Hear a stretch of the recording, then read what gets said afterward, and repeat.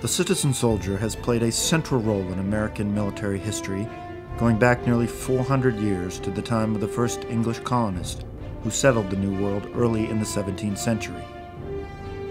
The National Guard traces its official birthday to 13 December 1636, when the General Court of the Massachusetts Bay Colony mandated that its militia companies be organized. The exact date is not known, but it is rumored that the first muster was preceded by a secret, closed-door meeting of a select group of militia members who set the framework for the National Guard of today.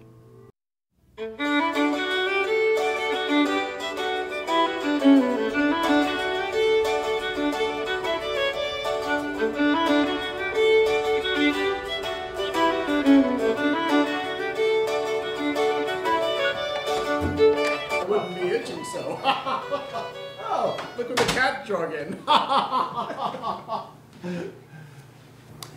Gentlemen, I believe introductions are in order.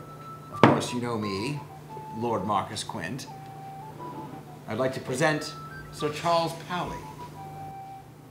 Gentlemen. Master Bruce Walters. Gentlemen. And, of course, little Dandy Dan Robertson. Gentlemen. Gentlemen, let me first thank you all for coming today. I believe we all know the business at hand. We're to sort out the details of our colonial militia and its significance to the future of our colony. Hear, hear, hear! Gentlemen, first we must determine why we should gather and how often. Suggestions? I don't know about you gentlemen. I'll take any excuse to get out of the house. Any chance to break out my musket and go hunting suits this colonist. We get to get all dressed up, correct?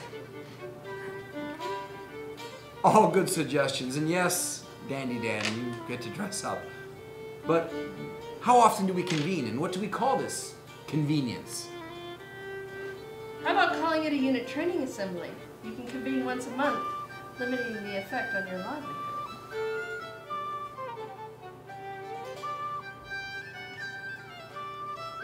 How about calling it a unit training assembly? You know, a UTA. We convene monthly so as to limit the impact on your livelihood. Brilliant! And if we should need to get together more than every month? I don't ever see that being a possibility. Perhaps that is something we should discuss. Just call it another formal training period and use it only if required. How about we call it an additional formal training period and only use it as required? Brilliant! Now that we've established our gathering requirements, how long should we work during these UTAs or AFTPs? And what should we call that period?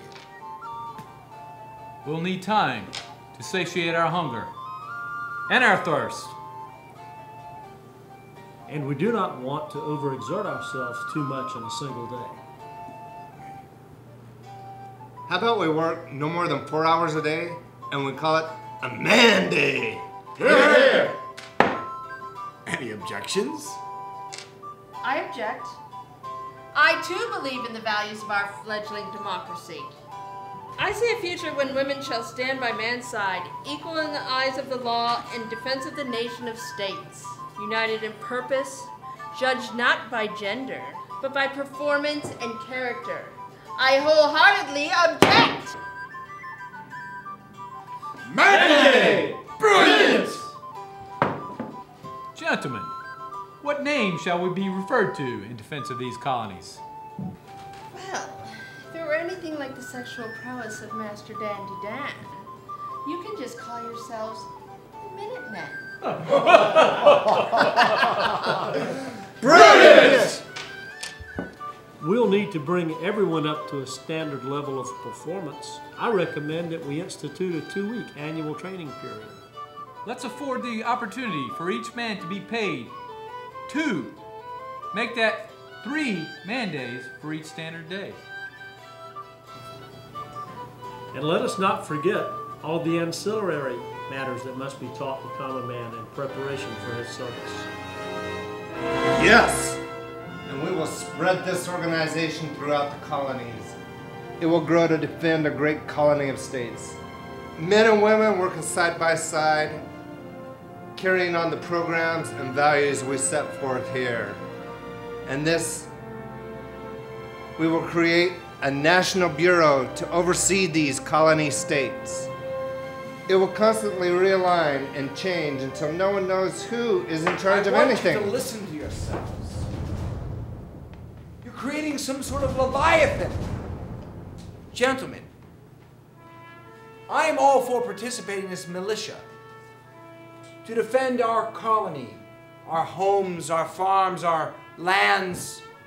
In my case, my wife's lands, or huge tracts of land.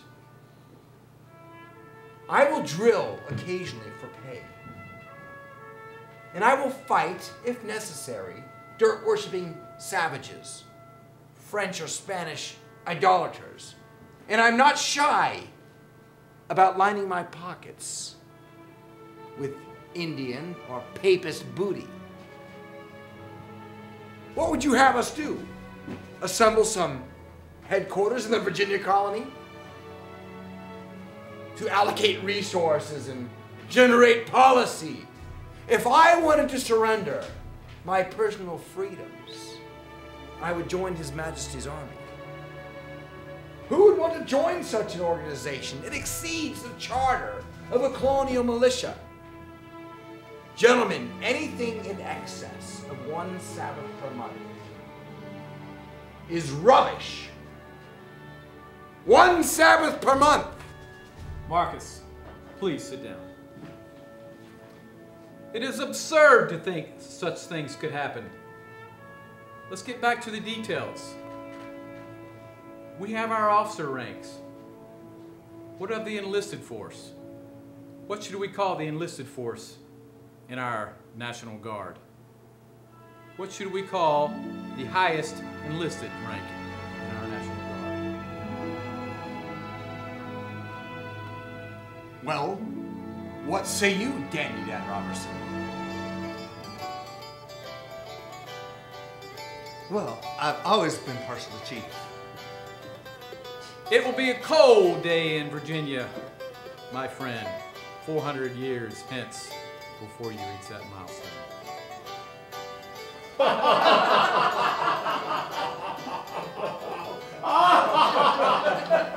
Brilliant!